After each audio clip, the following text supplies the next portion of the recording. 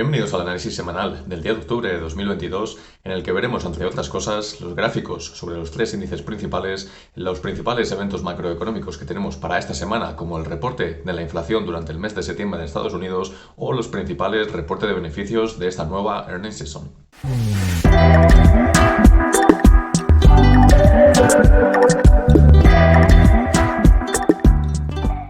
Bien, pues como ya sabéis, durante esta semana, entre otras cosas, vamos a tener el reporte de inflación durante el mes de septiembre. Esto indica que nuevamente tendremos una gran volatilidad durante la sesión del jueves y la posterior durante la jornada del viernes. ¿Por qué decimos esto? Normalmente durante los últimos trimestres hemos visto que la inflación ha tenido mucho peso en el sentimiento del mercado y estas subidas de tipos de interés que tanto están afectando igualmente a los márgenes y al crecimiento del beneficio por acción de las empresas vienen provocadas por esta inflación desbocada que vivimos en todo Occidente y en muchas partes del mundo en general.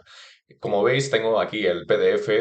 del Departamento de Trabajo de los Estados Unidos que publica mes tras mes cómo ha ido desarrollándose este dato de inflación. Ahora mismo estamos viendo el informe, digamos, del mes de agosto, el anterior informe, pero que nos servirá, como estáis viendo aquí abajo, para ver el gráfico, entre otras cosas, sobre cómo puede desarrollarse durante el mes de septiembre y los meses venideros, ya que con este gráfico que tenemos en la zona de abajo, lo que podemos ir viendo es cómo se desarrolló mes tras mes durante los últimos 12 meses, lo que nos indica la base interanual que tenemos con respecto de este mes de septiembre con respecto al mes anterior, ¿de acuerdo? Por lo tanto, esto significa que nos da el dato de cuánto puede crecer, cuánto se puede estancar o cuánto puede decrecer la inflación durante este reporte. Si nos fijamos, lo que podemos ver claramente es que tenemos una base más o menos estabilizada durante el mes de septiembre del año 2021. Tenemos un 0,4 en la actualidad. Las estimaciones que estamos viendo en estos momentos para este reporte que viene en la jornada del jueves es que estará en el entorno de un 0,2, 0,1, como mucho 0,3, pero la media digamos que se encuentra en el 0,2 de incremento.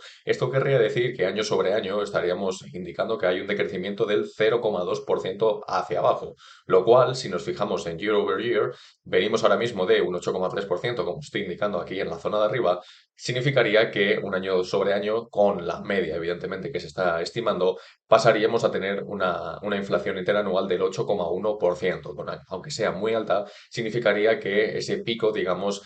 seguiría acentuado cuando superamos el 9% apenas hace unos meses y que estamos todavía con la tendencia bajista, aunque fuera de una manera bastante tímida. Sin embargo, si viésemos que en el caso de que se superase este 0,4%,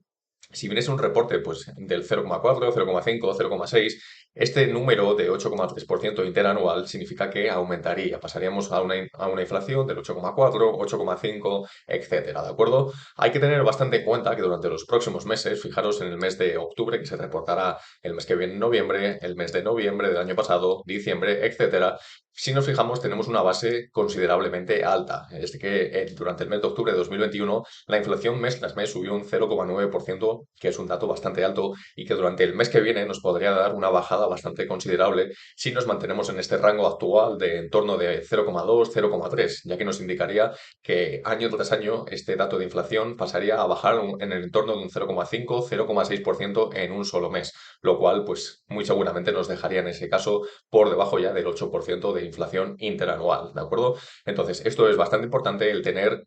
en cuenta, digamos, los próximos meses, la base que tenemos, el cómo se puede ir desarrollando este dato de inflación, porque afecta de lleno al mercado y afecta de lleno a las decisiones que va tomando la Reserva Federal sobre esa subida de tipos de interés, más allá de cómo se encuentra el mercado laboral en estos momentos, que ya sabemos que sigue estando demasiado fuerte. Si bajamos aquí abajo, pues bueno, podéis ver el gráfico también de cómo se ha ido desarrollando en lugar de con barras, pues simplemente con un gráfico lineal durante los últimos meses, durante el último año, tanto la inflación contando todos los ítems, es decir, contando todas las medidas que podemos tomar, tanto la energía como la comida, como pues en general todos los servicios, y aquí abajo pues excluyendo tanto comida como energía, lo que llamamos el core inflation, digamos, la inflación subyacente, y que evidentemente siempre es baja, pero que todavía sigue creciendo y se espera que todavía pueda seguir creciendo aún más, que es lo que más está preocupando en estos momentos a la Fed, ya que esto implica unos precios, por ejemplo, de la comida más altos que lo que estaban en la actualidad, ¿de acuerdo? ¿Vale? Entonces, en la tabla de abajo sí que podemos ver el incremento, cómo ha ido, digamos, de un mes tras otro. En todos estos ítems tenemos, pues, por ejemplo, en comida, que se divide en comida en casa, comida fuera de casa, La energía que podemos ver, pues tanto la gasolina como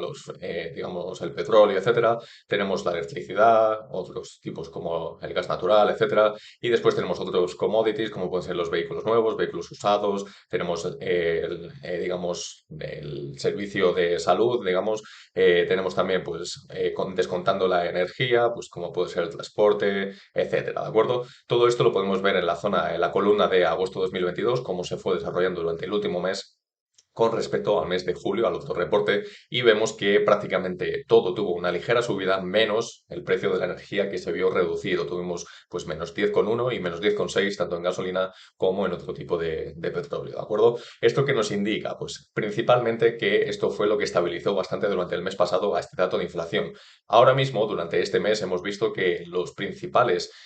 movimientos que ha tenido la energía ha sido hace apenas unos días cuando la OPEC Plus ha anunciado que va a recortar la producción de barriles diarios en 2 millones. Esto evidentemente ha lanzado al petróleo y se está estimando que puede volver de nuevo a la zona de los 100-105 dólares por barril en el caso del Brent. En este caso, pues sí que lo veríamos reportado y reflejado durante el mes que viene, pero no se va a ver tanto, digamos, en este informe que vamos a reportar durante la sesión del jueves, ya que, como digo, ha sido hace apenas unos días, no sé si llegó incluso a perjudicar algún día de septiembre, pero probablemente fue simplemente en octubre, lo cual no se verá reflejado durante el mes de octubre. Bastante cuidado entonces con este dato de inflación, siempre viene con mucha volatilidad implícita y como veamos que viene de nuevo por encima de las expectativas y sobre todo que ese core inflation, la inflación subyacente, vemos que sigue en crecimiento y que no se ha debilitado aún, esto va a ser lo que más daño le va a hacer al mercado porque es donde más está mirando en estos momentos la Fed, es donde más quiere atacar esa subida de tipos de interés y es donde más se puede volver agresiva y que más afecte a las acciones de Wall Street en los próximos días. Recordad presionar el botón de me gusta si os está gustando el vídeo hasta este momento, ya que gracias a todos vosotros el vídeo aparecerá recomendado a otras personas amantes de la bolsa igual que todos vosotros. Y es que el otro gran evento que tenemos para esta semana es el reporte de beneficios durante la segunda mitad, digamos, de esta semana, ya que va a empezar de nuevo la earnings season, va a empezar la nueva temporada de reporte de beneficios y es algo que también mueve muchísimo al mercado y que evidentemente va a tener mucho peso y nos vamos a fijar mucho, como digo, durante la jornada, sobre todo del jueves y del viernes. Como veis en el calendario de earnings, estamos en mi página web. Durante la jornada del lunes y del martes no tenemos nada que sea reseñable. Hay pequeñas empresas, pero que para nada moverán al mercado en este tipo de reporte de beneficios. Ya el miércoles podemos empezar a tener en cuenta, antes de abrir el mercado, a PepsiCo. Esto, evidentemente, no va a ser para mover, evidentemente, a todo el mercado, pero sí que nos da una idea bastante buena sobre el estado del consumidor, sobre cómo está afectando, pues, por ejemplo, ya lo veíamos hace un tiempo, los de Coca-Cola, cómo está afectando esos precios del aluminio, a los márgenes de la empresa, sobre cómo están aumentando esos precios para combatir la inflación, etcétera. Esto es algo que nos van a venir bastante bien en el reporte de beneficios de Pepsi. Aquí lo que podemos ver también es evidentemente cómo está el consumidor, cómo estamos viendo a nivel internacional, ya que es una multinacional, tiene presencia en prácticamente todos los países del mundo y podemos ver evidentemente cómo se están comportando las diferentes regiones mundiales y ver evidentemente ese consumo, cómo está evolucionando. Ya el grosso de esta semana empieza el jueves, ya comienza la earnings season, como decíamos, y tenemos muy grandes empresas antes de abrir el mercado. Después, esta semana, después de cerrar el mercado, no tenemos ningún día nada interesante, pero antes de abrir tendremos lo primero de todo a Taiwan Semiconductors. En Taiwán ya sabemos que la situación ahora mismo no está siendo la más estable del mundo, pero conocemos que TSMC, esta empresa, es líder en su sector, es líder en la fabricación de semiconductores con la tecnología que ellos implementan. Han dejado a Intel detrás, han dejado a Qualcomm, a muchas otras empresas de este sector que las han batido y que podemos ver unos earnings que probablemente no vayan a ser los mejores por esa caída de la demanda tanto de PCs como de smartphones, como de videoconsolas, etcétera, todo lo electrónico y por lo general podemos ver que el guidance no vaya a ser el mejor del mundo para este tipo de empresas, como ya vimos durante la semana pasada que AMD digamos, reportaba preliminarmente que no iban a venir los earnings como ellos esperaban y redujeron las expectativas que tenían para este trimestre. Después también tenemos a Delta Airlines, las aerolíneas que tampoco lo están haciendo nada bien durante los últimos meses, prácticamente desde finales de 2021 han tenido un canal bajista que parece que nunca estaba terminando, tanto las europeas como las americanas, Y por lo general podríamos ver que sí, durante este último trimestre la demanda durante el verano ha sido muy, muy fuerte y eso no me cabería la menor duda, pero el problema será lo que venga de aquí en adelante. Nuevamente el guidance va a ser muy importante y probablemente esta incertidumbre económica va a pesar mucho sobre esta industria, sobre este sector, sobre cómo va a venir la demanda, ya que en el caso de las aerolíneas dependen al 100% de esa demanda de todos los consumidores y puede verse bastante perjudicada, como digo, durante los próximos meses. Después tenemos a BlackRock también reportando earnings, que como ya sabéis es una empresa enorme, tiene 10 trillones de dólares en activos. Por lo general, podríamos esperar que este trimestre no haya sido tampoco el mejor. Esa banca de inversión, el asset management, también se ha visto bastante perjudicado, como digo, durante este trimestre y que por lo general podríamos ver todavía algún trimestre más de debilidad en el caso de esta empresa. Un poco más que añadir en ese sentido y pasamos a Domino's Pizza después, que también, igual que decíamos con Pepsi, o incluso podríamos compararla de manera diferente con Delta Airlines, depende 100% de cómo se está viendo esa demanda, tanto en Estados Unidos como a nivel internacional. Por lo general, Domino's Pizza no suele ser una empresa bastante resistente, es del tipo, podríamos comparar más directamente con McDonald's a lo mejor, y en este caso sí que podemos ver que quizá la corrección que ha tenido hasta ahora puede ser bastante interesante, ya que el suelo podría estar bastante cerca y que, digamos, de aquí en adelante a lo mejor encontremos cierta lateralidad y que el guidance dado venga así un poco flojo, pero más o menos las expectativas que el mercado está teniendo con este tipo de empresas de aquí en adelante. Después tenemos a otra que ha caído bastante durante los últimos meses, a Walgreens Boots Alliance, este servicio de farmacias, del sector healthcare, etcétera. Podemos ver que ha tenido también una gran corrección, pero que por lo general sus ingresos y sus beneficios se están viendo reducidos durante los últimos años por la competencia y sobre todo por cómo, por ejemplo, Amazon o otras grandes empresas se están empezando a involucrar en este sector de healthcare para intentar, digamos, diversificar un poco más su negocio y que probablemente empiecen a surgir un poco más de dudas sobre estas empresas, sobre cómo van a combatir, digamos, a las otras grandes y, por lo general, ver el desarrollo, digamos, durante los próximos años. En el corto plazo, en este reporte de beneficios, pues es una empresa muy defensiva, es una empresa que podríamos esperar perfectamente que tuviese un rebote alcista, que viniesen de manera positiva, pero como digo, es una empresa ya bastante castigada, con unos múltiplos muy bajos y que probablemente tampoco vaya a moverse un 15, un 10% arriba o abajo, sería bastante extraño. Tenemos también a Fastenal del sector industrial, otra empresa que también es bastante interesante, ha sabido aumentar al principio del año la caída bastante bien, pero después cedió un poco más con su gráfico. En este caso, también con la demanda muy por delante, y que como conocemos, pues va a ser un reporte probablemente que no haya sido malo durante este trimestre, pero que de aquí en adelante, como decíamos con otras, pues probablemente el guidance no vaya a ser el mejor del mundo. En la jornada del viernes, antes de abrir el mercado, tenemos también, ya empezamos con los grandes bancos. Empezamos con JP Morgan, con JP Morgan Chase, que durante los últimos trimestres, digamos que ha sido de los grandes bancos el que peor quizás ha comportado, aunque siempre respetando, digamos, esa gran posición que tiene en el mercado, esa gran cuota de mercado que siempre nos ha ofrecido JP Morgan. En este caso es otro de los grandes bancos que se favorecen con esta subida de los tipos de interés, con el tightening de la Fed, cuando se reduce el balance, digamos, y que por lo general podríamos esperar que el trimestre no haya sido muy positivo y que el guidance dado pues o esté en línea o incluso se quede un poco por debajo. Me extrañaría que hubiese un alza, digamos, en las previsiones de crecimiento en este caso. Morgan Stanley es bastante similar, en general todos los grandes bancos vamos a decir algo bastante similar, ya que esperamos un trimestre que haya sido un poco movido, puede ser una montaña rusa de lo que haya ocurrido hasta ahora y veremos a lo mejor algunos que han despuntado para bien y otros que han despuntado para mal. En este sentido, no podríamos encontrar quizá el punto medio en un mismo sector, porque, como digo, depende mucho de los traders que ellos mismos tengan, sobre cómo lo hayan hecho durante este trimestre y el que uno lo haya hecho bien no significa que el otro lo haya hecho igualmente, como podríamos afirmar en otro tipo de sectores.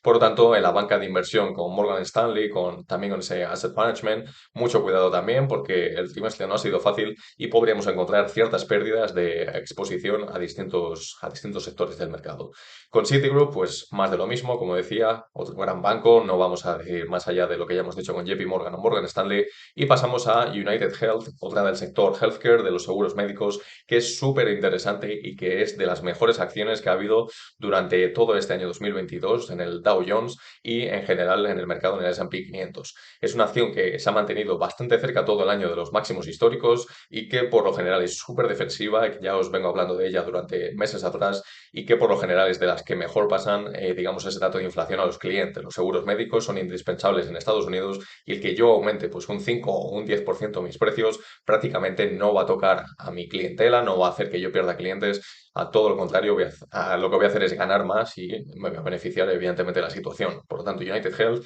bastante positivo, podríamos ver que viene con unos earnings positivos, un guidance también positivo, pero cuidado porque en el momento que estas empresas fallan en algún reporte de earnings, son empresas que cotizan en múltiplos bastante exigentes y ahí sí que podríamos ver alguna corrección en el caso de que viésemos algún miss. Con Wells Fargo, US Bancorp y PNC Financial son también grandes bancos. Por lo general no vamos a indicar nada más allá de lo que hemos dicho, pues eso, con JP Morgan, Morgan Stanley o Citigroup. Por lo general, la banca va a tener mucho peso durante esta semana, este reporte de beneficios, y también podremos ver alguno de consumidor cíclico y alguno del sector salud. Por lo general, estos son los earnings de esta semana. Y por último, antes de acabar el vídeo, vamos a ver cuatro gráficos en TradingView sobre los tres índices americanos y sobre un ETF, sobre uno de los sectores del S&P 500, ¿de acuerdo? En el caso del Dow Jones, ya conocemos que durante la semana pasada acabamos con los tres índices en positivo y dando gracias, ya que después de haber empezado con la sesión de tanto del lunes como del martes, con unas subidas bastante interesantes, durante la jornada ya del jueves y sobre todo la del viernes, vimos caídas muy pronunciadas y que, como digo, se acabó la semana en positivo los tres índices, dando gracias al fin y al cabo. En este caso, hemos visto que ha respetado bastante bien la resistencia, el soporte, perdón, que tenemos marcado en los 29.255 puntos básicos. Se llegó a perforar por debajo, como estáis viendo en esta zona, pero después se recuperó y ahora mismo hemos cerrado por encima de ese nivel. Si la perdiésemos, evidentemente, el primer punto de mira lo tenemos en los 29.000 puntos básicos aproximadamente, porque tenemos varios suelos ahí marcados muy pequeños, y después más abajo ya, evidentemente, los siguientes serían los mínimos anuales, pero la zona más importante la encontramos ya en los 28.490 puntos básicos, que en el caso de que tuviésemos una semana negativa, digamos, durante estas sesiones, sí que podríamos llegar a testearla perfectamente durante esta misma semana. En el caso de que tuviésemos semana positiva, la resistencia más cercana y más importante que podemos encontrar es la que coincide además cerrando el gráfico, el gap bajista y tanto alcista que tuvimos durante la semana pasada en la zona de los 29.925 puntos básicos. Por lo tanto, para el Dow Jones, como digo, en general esta semana espero bastante volatilidad, pero de cara a la segunda mitad de la semana. La sesión del lunes y martes, sobre todo, probablemente sean sesiones laterales que se pueden ir, pues a lo mejor un 1% arriba, un 1% abajo, si hay algún catalizador, etcétera. Pero lo importante no va a empezar hasta el miércoles y sobre todo jueves y viernes. Ahí es donde tenemos la base de movimiento de este mercado. En el caso del S&P 500, pues podemos ver que también hemos roto ese soporte que teníamos anteriormente. Tuvimos también una sesión del viernes bastante mala, con una caída del 2,80% y que nos quedamos por debajo de esos 3.725 puntos básicos. Ahora mismo hemos cerrado justo, no lo tengo aquí marcado en este soporte, en la zona aproximadamente los 3.640. También bastante importante, un suelo que, como digo, ya hemos visto pues, durante el mes de junio de este mismo año, y si nos vamos hacia la zona de atrás, vimos que fue tanto resistencia como soporte en el mes de diciembre del año 2020. Después, ¿qué podemos encontrar? Pues como digo, los mínimos anuales, que los tenemos aproximadamente los 3.585, sería un test bastante importante, pero sobre todo encontrar, digamos, ya la lateralidad con esta zona ya de los 3.500 hacia abajo y,